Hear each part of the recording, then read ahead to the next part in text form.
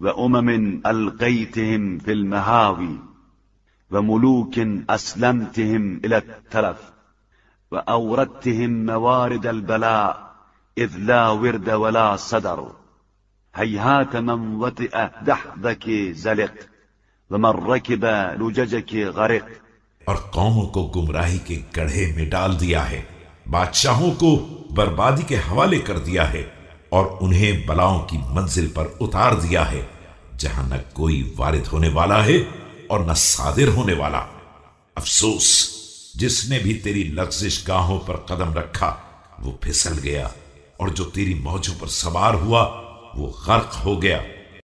فمن ازور عن حبائلك وفق والسالم منك لا يبالي إن ضاق به مناخه والدنيا عنده كيوم حان انسلاخه.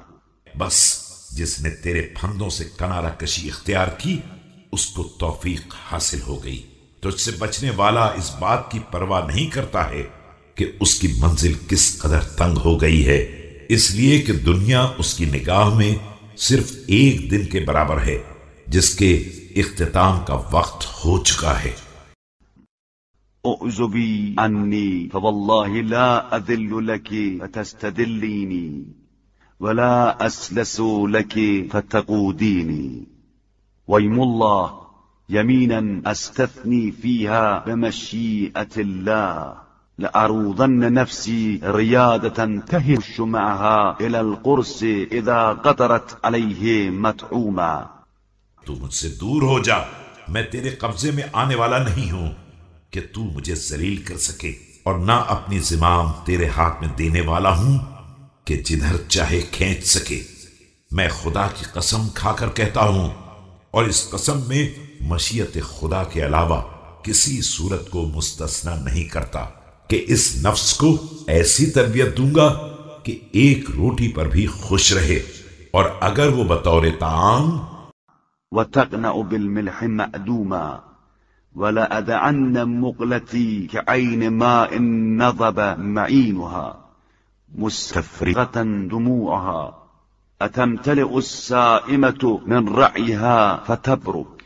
اور نمک بطور ادام مل جائے اور میں اپنی آنکھوں کے سوتے کو ایسا بنا دوں گا جیسے وہ چشمہ جس کا پانی تقریباً خشک ہو چکا ہو اور سارے آنسو بہ گئے ہوں.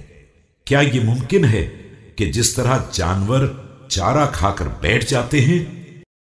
وتشبع الربيضة من أشبها فتربض ويأكل علي من زاده فيهجع قرت إذن عينه إذا اقتدى بعد السنين المتطاولة بالبهيمة الهاملة والسائمة المرعية.